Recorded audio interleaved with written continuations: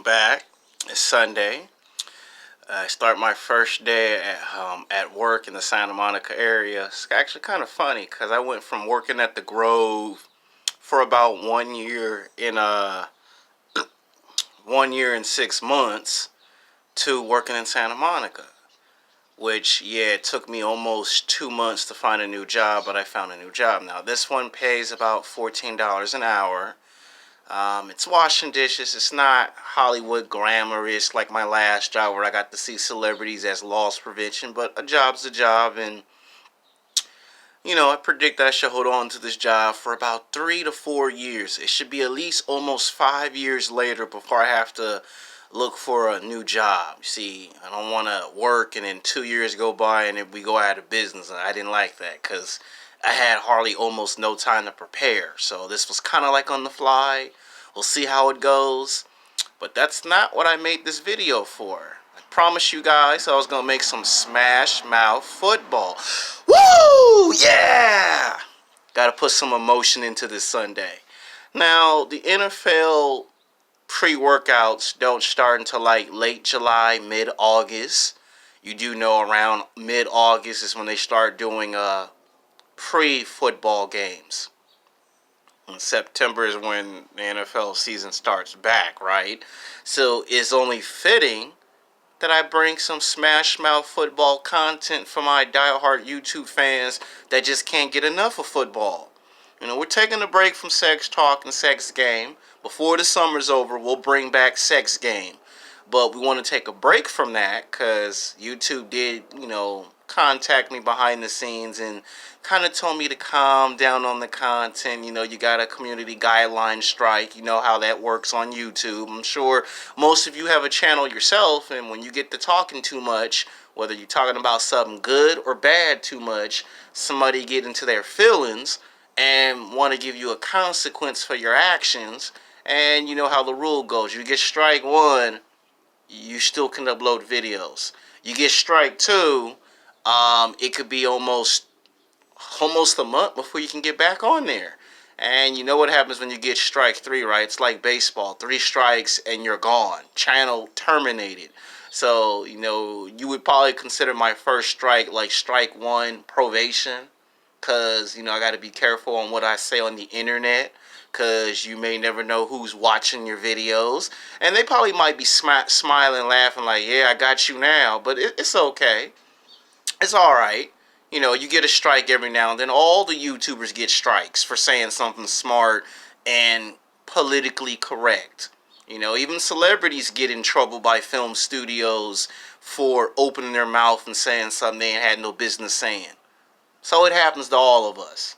Now, today's YouTube video is going to be Troy Aikman from the Dallas Cowboys. Yes, I have a script with me. It's going to be Troy Aikman from the Dallas Cowboys versus Big Ben Roethlisberger of the Pittsburgh Steelers. This is going to be battle of the quarterbacks. Now, this is like a dream matchup that I've always wanted to talk about. What would happen if you took 2 of these great quarterbacks in their primes against each other? And plus, both these football teams have a long history rivalry against each other. Anyone that's a Pittsburgh Steelers fan will tell you they have a lot of rivals in professional football. Dallas Cowboys is, if not number one, close to the top. And if you're a Dallas Cowboy fan and you know your Dallas Cowboy football history, you know for a fact that Pittsburgh is somewhere in there as far as rivals are concerned in the NFL. Now, the Dallas Cowboys do have rivals like the Green Bay Packers. They are the New York Giants. They are the San Francisco 49ers. They're the Green Bay Packers. But right there at the top is the Pittsburgh Steelers. Now, Troy Aikman did play football in high school, and he is from West Covina. And he went to my favorite college, UCLA College. And he did play about 2 years at quarterback position, 2 to 3 years at UCLA College. And then he got drafted into the 1989 NFL Draft. Now, he himself got picked at number 1. Him and Barry Sanders was a lock to be number 1 in the draft. And he got selected. and drafted to the Dallas Cowboys. And I think you know who recruited him at that very moment. It's a famous person that used to play or coach the Miami Hurricanes football team at that height of their prime infancy of college football, Jimmy Johnson. And I know Stephen A. Smith and Skip Bailey knows what I'm talking about. Now, how about them Cowboys? We're gonna go out there and we're gonna go take it to them. Let's do it, Cowboys! Yeah, I'm a Dallas Cowboy fan at heart. Some people might like, what? I like the Patriots and I also like the Cowboys. But the point is, he got drafted at quarterback position. Now his numbers were up there. This guy could throw the football. I mean, before there was Tom Brady, Troy Aikman was Tom Brady. I mean, he was the blueprints to success and greatness. Before Tom ever showed up, before Eli, Paint Manny, before any of those guys came in the game, Troy Aikman was Aaron Rodgers before Aaron Rodgers showed up. Troy Aikman was Tom Brady before Tom Brady showed up. And yes, he was Eli Manning and Paint Manny before they showed up. And at that height of that level, you had Troy Aikman. You had Barry Sanders at running back. Even though he wasn't a quarterback, he was high on the list of popular football players. You had Jerry Rice, who was a wide receiver. You had Steve Young, Joe Montana. You had Herschel Walker. And there's that other football player. I can't think of his name, but he went from football to baseball, and every time he hit a baseball bat, he breaks it. Not Riddick Bowe the boxer, but Bo Jackson. There we go, Bo Jackson. And then you had Dan Marino. So you had a lot of prospects in the late 80s, early 90s that was going to set the run for the next 10 years in the NFL. And Troy Aikman happened to be on top of all of them. And let's not forget John Elway, because he was there too, in the Denver Broncos, in the 1990s. And let me tell you, Dallas and Denver would clash a whole lot. There were a whole lot of rivalries. And his numbers were pretty up there. He could make 5 touchdowns in one football game. And like any quarterback, he had the ability to throw the football. He could go up downfield. He could get into the pocket. And he would kill you on offense. I mean, he was 6'4", 221 pounds of devastation. He could also get around defenses and still make a touchdown. And there were a lot of times where he was injured and he would play hurt. I mean, he was tough. I mean, he was so tough. He was tough. And he could also have the ability, like Tom Brady, when the game is tight, he could come back. And I mean this, he could come back and go from being 10 down, 15 points down, and come back, rally a comeback, and win the football game. And he wouldn't just do it once. He would do it 7 or 8 times a season. They would win 85% of their games. They would make the playoffs. And every time they made the playoffs, he would always beat a young, up-and-coming Brett Favre, who got traded at the time from Atlanta Falcons to the Green Bay Packers. And 3 years in a row, he would knock out the Green Bay Packers. And whenever they did lose in the playoffs, it was either against their division rival, the San Francisco 49ers. And if it weren't the 49ers, then it would be probably somebody like the Miami Dolphins, which they would always beat the Dolphins. Don't ask me why. He would always get a leg up on Dan Marino and those Dolphins. But it would be someone like John Elway and the Denver Broncos. He would beat him. But then they would lose to someone like Pittsburgh Steelers, usually when they get to the next round of the playoffs. Now, he won 3 championships. Now, the year that they made it to the Super Bowl, it was against the 49ers in great fashion, respectively, going against Joe Montana. And to come into a situation where you're going against the man, the legend in football, is iconic. To beat him for a Super Bowl. How many people can say that a quarterback can go against was supposed to be their inspiring hero and then beat him. So he done it in devastating fashion. Now, the second year when they tried to win back-to-back Super Bowls, the 49ers revamped back. At that time, they had Deion Primetime Sanders. And they got back at the Dallas Cowboys, and, they lost the very next year. But then the third year, he won a second championship. In 3 years, he won 2 Super Bowls. And then somewhere around, I think, the 1996, they would go back to the Super Bowl.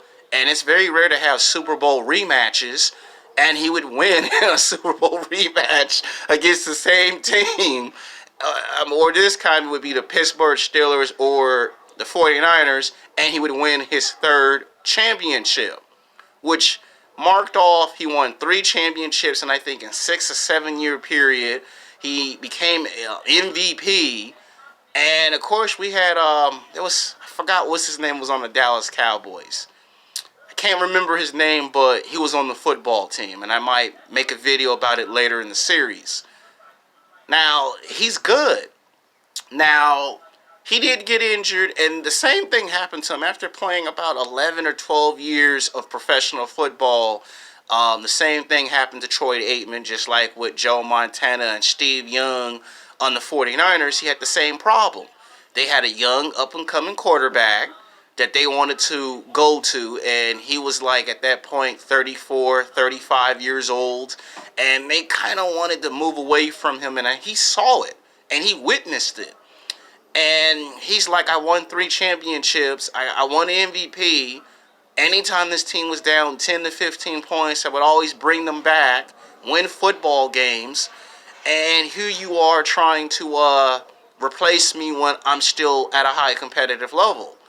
At this point in time, it was like towards the end of the 1990s, and we were now getting into the 2000s, where guys like Jerry Rice had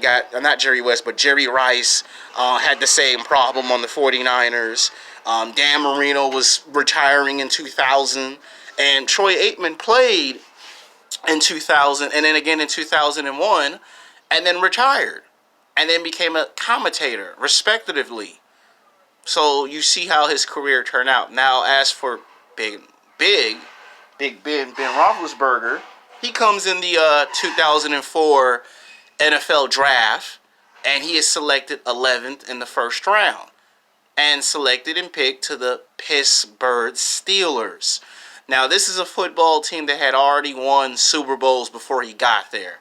Now, Big Ben is like around 6'2", 6'3", 240 pounds, and he's a little bigger and a little heavier and stronger than Troy Aikman, and he was at quarterback position, and he had played football in high school. And when he got to college, he had played for the Miami, because there's like at least 4 or 5 colleges in the city of Miami. Too bad it's not the Miami Hurricanes, but he had played for them and found himself playing for the Steelers.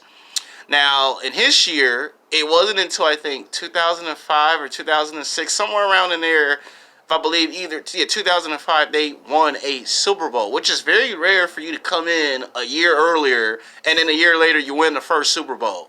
And the fact that he got into a motorcycle accident, they had tried to tell him all leading up to the Super Bowl, Big Ben Roethlisberger, do not drive a motorcycle. And he did it anyway. And this is the night before the Super Bowl.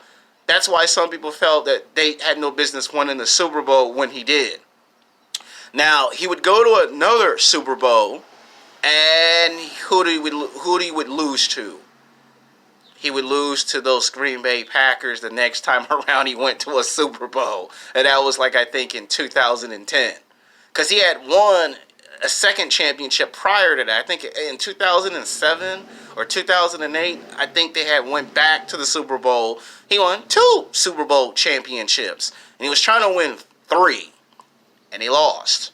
Now, his numbers are... They either on the same level as Troy Aikman's, or they're a little bit to rival them. Now, he got injured after the 2011-2012 season. He tore his shoulder. Then he tore a ligament, and then in the 2013-2014 season, they made a run at the table, but then, they lost Antonio Brown. They lost three other players, and then by 2015, 2016, they got eliminated in the playoffs against their rivals, the Patriots. And then the 2016-2017 season, again, they got eliminated by the playoffs. And then in 2018, he got injured. Miraculously, they made the playoffs, and then they made it again in 2019. And again, they didn't get past that. So he's won 2 championships, but he's gone to 3 Super Bowls.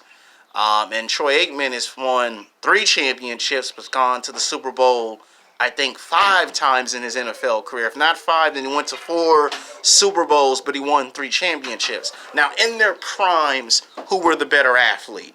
I would say Troy Aikman, by a slight hair, would edge out Big Ben, just because he had more experience, he had better players around him.